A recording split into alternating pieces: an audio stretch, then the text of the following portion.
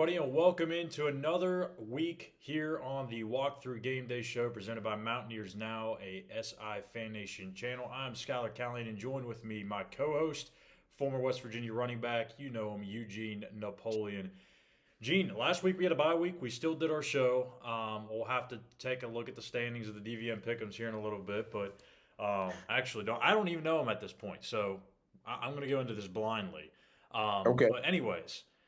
We've got a game to talk about, West Virginia and Baylor. The Mountaineers are 0-2 in Big 12 play, and it seems like this is I guess we could really say this for the last 3 weeks and really every game for the rest of the year. It seems like either a must-win situation or a dire need of a win situation. I mean, either way, it's kind of the same thing. But for Neil Brown, it seems like he's really got to get this thing turned around before it's too late. 2-3 on the year, 0-2 in Big 12 play, and you still have the best of the best still on your schedule in the Big 12. You got TCU, Oklahoma State, Kansas State. Even though they haven't played well, you still have to play Oklahoma. So Right. there's a lot of tough opponents coming up next for West Virginia. We talked about it last week on the bye week show. You're not even confident enough that this team can make a bowl game, and I got to be right there with you. I don't know that there's enough wins on the schedule for them to get to bowl eligibility. What has to happen or what needs to change for West Virginia to get to that point? Well, first off, the margin of error there is none. It's zero. Razor thin, if that. I'm gonna tell you this: you have to win. Call it what it is, man. You almost have to win out. Yeah. And the reason why I say that, because of the expectations. You know what I mean? People can say whatever they want, but the expectations is this: you pretty much have to run the table before people will then say we're satisfied with the way the season went because of the first part of the season. Anything less than that, nah.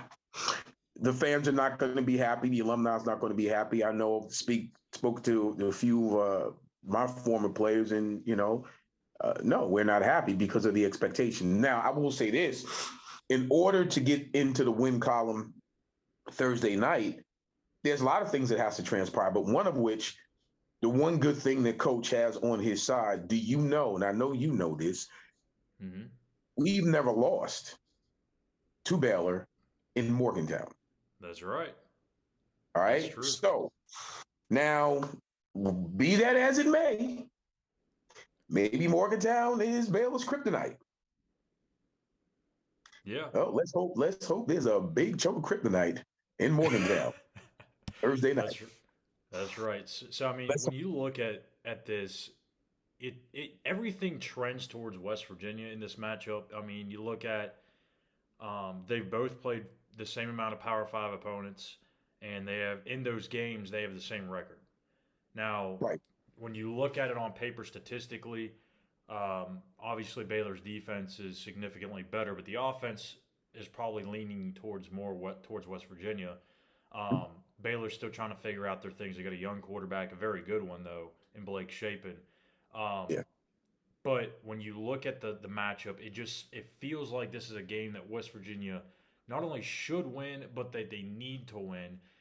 My biggest thing is I just can't get on the train. I just can't do it. Now I'm not going to reveal my pick right now, Right. but I just can't get that confidence that this team, under the direction of Neil Brown, can bounce back after what they did a week and a half ago in Austin, Texas. They got smacked, Eugene. I mean, we talked about it. I don't know how many times on our YouTube channel, 2 or 3 times since that game happened, Right. and the game was 38-20, but it felt like 58 to 20. Right? I mean, the game was well in hand for Texas. Um, don't want to spend any more time on it, but not only from what you saw in that Texas game, but even the other losses against Kansas and Pitt, Sure. what do you think that would have been the biggest points of emphasis for that team heading into the bye week was if you were the head coach? I really think, first off, discipline and cleaning up some of the MAs, the missed assignments that we continually have issues with week in and week out. There's a difference between playing against a really good football team and they're just that much better than you are Right. versus playing against football teams that are good, you're good as well, but for some reason it appears that you're not prepared. And see, looking at that Texas game, we didn't look as prepared as we needed to look in order to win that game. And that's more in lines. I keep beating the dead horse with this. That's more in tune and in line with coaching and preparation and situational football. These are things that it seemed to rear its ugly head in the most inopportune times when we're playing. So Yeah. you can win against a team that is not as talented as you are. They're not even on your level. You can go out and win a game like that handedly. And to me, that means nothing to me. Right now, these games, week in and week out, to end the season, is going to create or give you a snapshot of what Coach Brown and his staff, what their future is going to look like in the remaining weeks. Simply put, Thursday night is not only a must win, he has to win. Yeah. Because if you don't win, now this will be the first, we are dealing with a lot of firsts. This is the first time that I checked the standings and West Virginia's at the bottom of the Big 12. I've never seen that before. Have you? Not to I've my never seen that. recollection. That's one. Two, if you lose Thursday night to Baylor in Morgantown, it'll be the first time it's ever happened. You don't want to be on that stat line. You don't want that to be part of your stat line. You don't want that to be part of your history. So there's a lot of things biting at the bit here that coach and the staff, you have to look at it. See, for me, again, I'm a realist, a reality guy. The reality of it is we cannot lose Thursday night. There is no margin for error. Like I said, you almost have to run the table if you want to keep your job. And again, I'm not advocating fire. I'm not advocating that. What I am saying simply is people get fired when they don't win in a competitive sport because the expectations dictate that, correct? My Absolutely. guy, my guy, Matt Rule. Come on, Yep. man. That guy's one of the best coaches, one of the best people persons you want to meet. High character guy, lives on a serious moral code, and they ushered him up out of their honor. They don't pay you because they like you. They pay you because they expect you to win, Yeah. and that's we have to run the daggone table if he wants to keep his job. That's just my humble opinion. Yeah, I mean, I totally agree, and I actually think the similarities between West Virginia and the Panthers, obviously they're two different levels, but there's a lot in common, especially with those two coaches and kind of the trajectory of where the program was headed under their direction. Now, I've said for the longest time, hey, give it to year 3 or year 4 with Neil Brown, and Right, if things aren't trending up, then and maybe if they're even trending down as right now it seems to be, then yeah, he's may not be the guy. And I kept telling everyone down here in Carolina that hey, give Matt Rule to year 3 because if you look at his track record, year right, 3 is when he makes that turn. He did it at Temple, he did it at Baylor. It right. made no sense to fire Matt Rule in year 2 right before the turn was expected to happen. Although as I mentioned, if you get off to a slow start in year 3, I mean, it's kind of hard for the owner to sit back on his hands and say, we'll just let this thing go. And it's the same situation that Shane Lyons is in, right? We've heard about trust to climb for 3+ years now. There's been no climb. It's been this. It's been stagnant. Sometimes even dips a little bit. And I don't know how much longer Shane Lyons can just sit back and sit on his hands because you're going to have to get into the coaching market if you don't believe Neil Brown is the guy because some of these other jobs are going to get taken up. They're going to get the top prime guys. And I don't know if West Virginia can afford a guy like a Matt Rule, or if they can afford someone like Arizona State or any of these other institutions are going to go after, or like Wisconsin, but they need to get their hat into the or their hat into the ring earlier than later, or sooner than later, if that's the direction they're going to go. Now, Gene, I want to ask you this, and we'll get off of Neil Brown. Would you, obviously we don't want to see them lose, but would you rather rip the band-aid off now and have them go on like a 3-game skid here to go 2-6, and you know that he's not the coach now, or do you want to kind of go back and forth, win loss, and then you lose 4 at the end of the year, and now you're too late?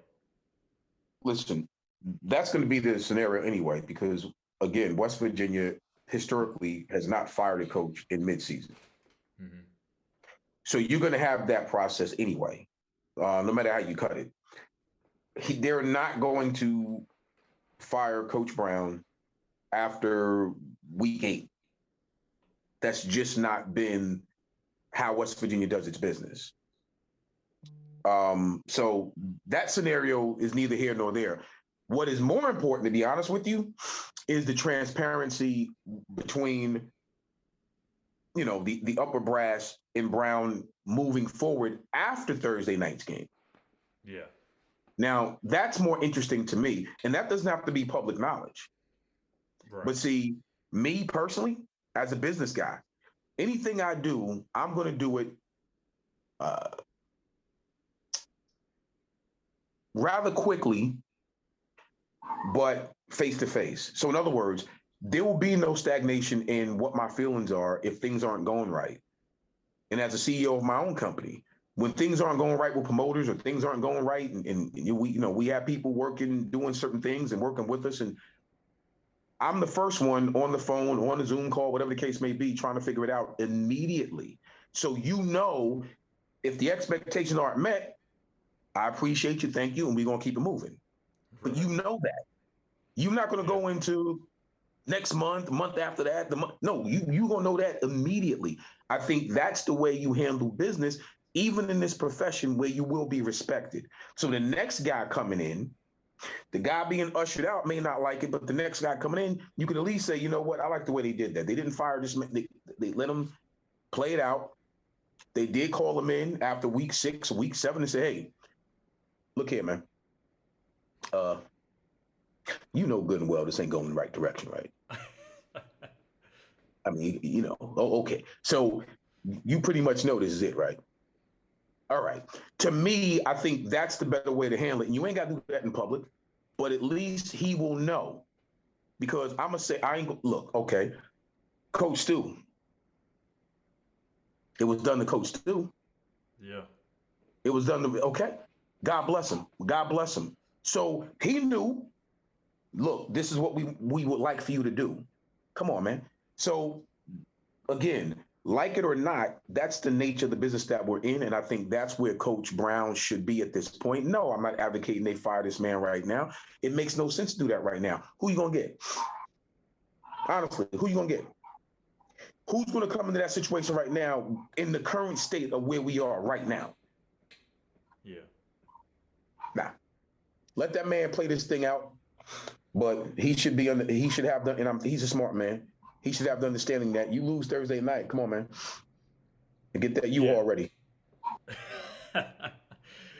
You may have to call up Matt Rule to see how the quickest way to get out of town is. But anyways, moving off the coaches and into the game. So as we have said multiple times, this has the feeling of a must-win game. Everyone's a must-win game, but this one it really, really feels like there's some added pressure to it. So now our keys to the game. For West Virginia to beat Baylor, get back to 500 at 3-3 before they hit the road the following week and play Texas Tech out in Lubbock. What do the Mountaineers need to do? I would love us. Let me tell you something. I would love to see us control the tempo of the game, which means you can control line of scrimmage on offensive side of the ball. I would love to see us really punch them in the mouth. And I know they got a good front seven. Their defensive line and linebackers are pretty daggone good. I think their back end is not as good as it has been in the past. So that that favors us, obviously. But I really want to see us establish a running game early because I Yeah. think if we can do that and don't get behind the chains, make the playbook, shrink the playbook a little bit because you're getting 7, 8 yards a clip, open some things up a little bit. I think we'll be okay. Defensively, I listen. They got a young backfield, man. We need to apply pressure early and often. What do you have to lose at this point? We need to Exactly. apply pressure early and often. I will love to see 2 or 3 big plays on special teams. I love that because if we can give our offense 1 or 2 extra possessions, that can be either a 7 to 10 point swing either way. Yeah, and I gotta agree with you with the special teams thing. It seems like for West Virginia, they need to have something big happen, whether it's a block punt, big or block kick, punt or kick return for a touchdown. They need something to spark them and maybe steal a possession, so that way their defense doesn't have to be out there as much. Um, Second thing, you got to figure out what the heck you're going to do when it comes to running the ball. Now, you have Tony Mathis, you have Justin Johnson. Both have shown flashes of being able to handle the workload, but you don't have CJ Donaldson. You don't have the guy that's been really carrying this rushing attack for the first 5 weeks of the season. So Right.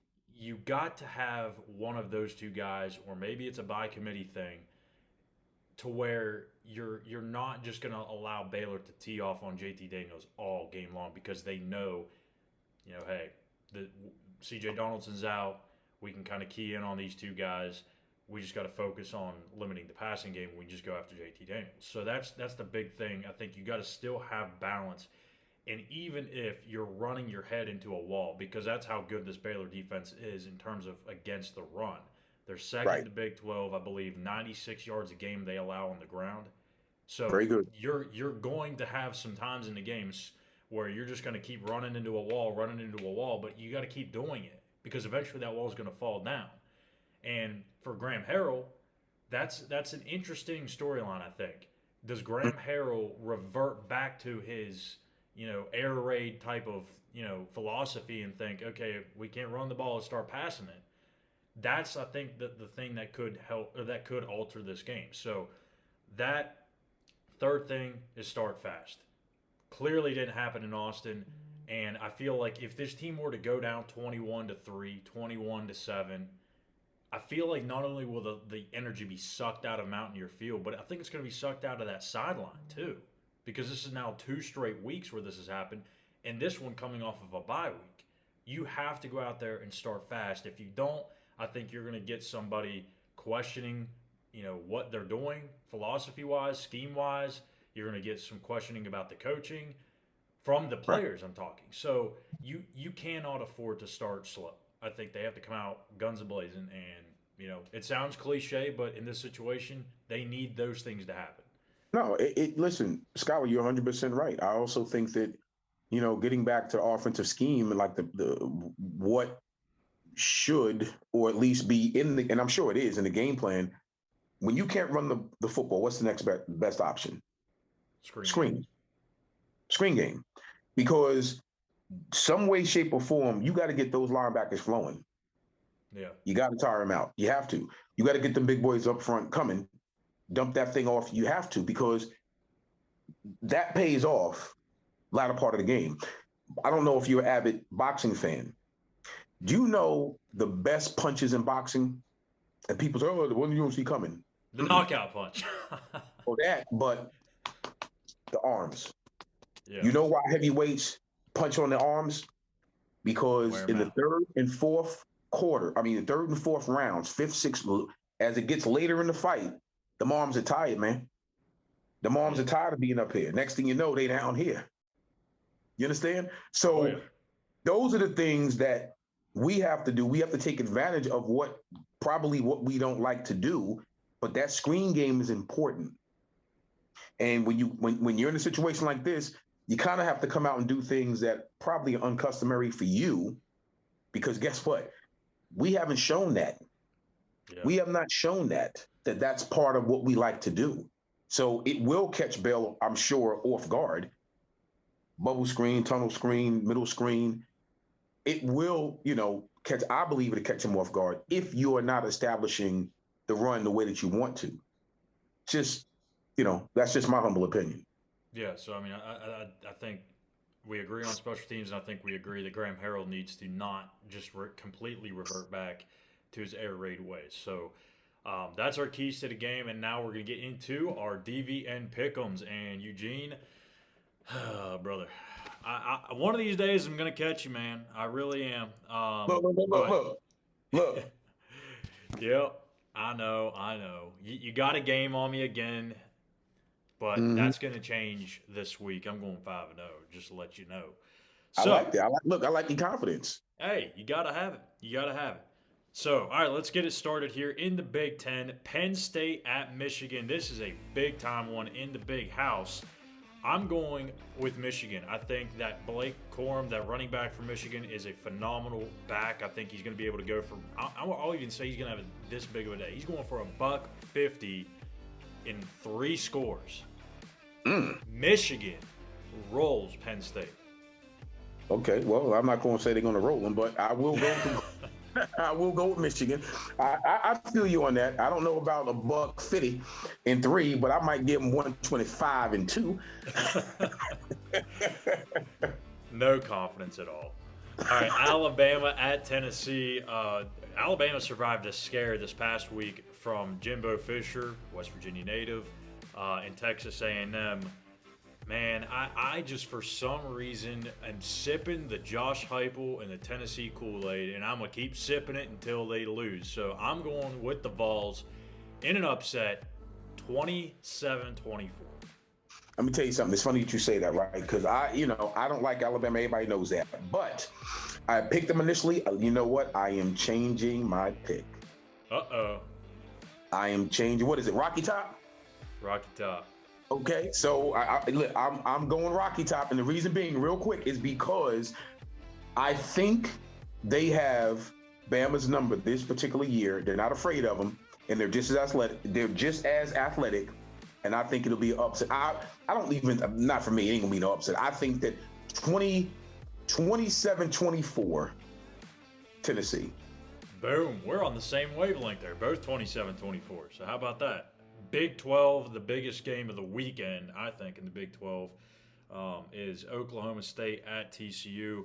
TCU had to be spoilers last week. They just had to go in there to Lawrence, Kansas, and ruin the undefeated season for the Kansas Jayhawks, but that's neither here or there. But anyways, they got Oklahoma State this week. Oklahoma State got a test last week from Texas Tech with a freshman quarterback. I've been back and forth on this. I don't even know what I wrote down initially, but I'm going to keep riding Oklahoma State. I just feel like Mike Gundy is going to find a way, and Spencer Sanders is going to find a way. The only thing that concerns me is their defense, which has been vulnerable to this point. TCU's defense can fly around, and that has me a little nervous, but I'm going to go with Oklahoma State. Well, not so fast, buddy. I think them Horned Frogs. I don't know, man. I'm going to go with TCU. I think that defense is too athletic, and I think they wound up coming up with plays in certain times of the game that just turns the game. So I think they'll come up with two more plays than what Oklahoma State can do offensively, and I think that'll be the difference. I'm going to go with the Horned Frogs. This is a very underrated game, and probably one that you guys are probably even wondering why we're picking this, but it's got a little bit of a special place, I guess, to me. Not really that I care about either one of these programs, but the fact that I'm down here in North Carolina at Duke. And you know what? I really, really like Duke, and I was going to pick them initially. Mm-hmm. But Drake May and that offense is just a lot of fun to watch. And I think no matter how bad their defense is played, it seems like they will continue to outplay the other team's offense. I think that happens again. I do respect Mike Elko, the new coach at Duke. I think he's going to get them going in the right direction. He already has them really going in the right direction. I'm going with the Tar Heels in a shootout, 55-48. Ooh, but listen, let me tell you something, man. And there's no shame in my game. I'm a Tar Heel fan. There you go. Okay. I've always liked North Carolina, you know. So, I'm definitely going with the Tar Heels. I think it'll be a good game, and I agree with you. It should be a shootout the way that both these offenses are playing. So, I'm going to say, since you threw a score out there, I got to throw a score out there as well. I'm going to say the Tar Heels 49-35. I think they get a few more. I think they get a few stops on defense and they put some points on the board. So yeah, 49-35 Tar Heels. And the final game on our slate, it is West Virginia and Baylor, 7 o'clock FS1 on Thursday night. The Mountaineers are 1-1 on Thursday night games this year. They lost the first game of the year to Pitt, obviously on the road, and then bounced back a couple of weeks later to beat Virginia Tech and keep possession of the Black Diamond Trophy. What can the Mountaineers do today, or actually I should say on Thursday? Eugene, I'm telling you, man, like I'm getting closer to picking West Virginia in this one. But that's a good thing I have to put my pick in now. So I'm going with what my mind is telling me rather than anything else. And I'm going to go with the Baylor Bears 33-30. I think West Virginia actually gets out to that hot start that I alluded to earlier, and they fall apart late. I think it's reversed this week. Last week it was about starting fast. This week the story's going to be about not finishing. Baylor Bears, the defending Big 12 champs, come to Morgantown, get that first win in Morgantown. Okay, now, all right. So, obviously, I'm not picking Baylor. I know what you texted me, though. Exactly. See, I'm a realist. And I got to be real with this. So, I'm going with my heart on this. I'm going West Virginia 24-17. Low scoring game. To continue to do what they do at home when it comes to playing Baylor and not losing in Morgantown ever when they play Baylor. I'm going with that. Now, if that does not happen, I'm telling you right now, I am not going to be a happy camper when we're back on this in the post-game show. I'm going to tell you that right now. But West Virginia 24, Baylor 17. Let's go Mountaineers. Let's get it done. Let's get it done. If y'all want a happy Eugene, it's all going to come down to how this game's going to turn out on Thursday night. So speaking of that post-game show, we'll have it here for you Thursday night after the game. We're going to talk a little bit about the game, sneak peek ahead of next week's matchup at Texas Tech. That's going to do it for this week's The Walkthrough Game Day Show. I'm Schuyler Callihan, joined with me, as always, Eugene Napoleon, former West Virginia running back. Be sure to hit that subscribe button on YouTube, Mountaineers Now. You can also follow us on Twitter at Mountaineers Now, myself, Callihan _, and Eugene Napoleon _Eugene. So until Thursday night, the postgame show, take care.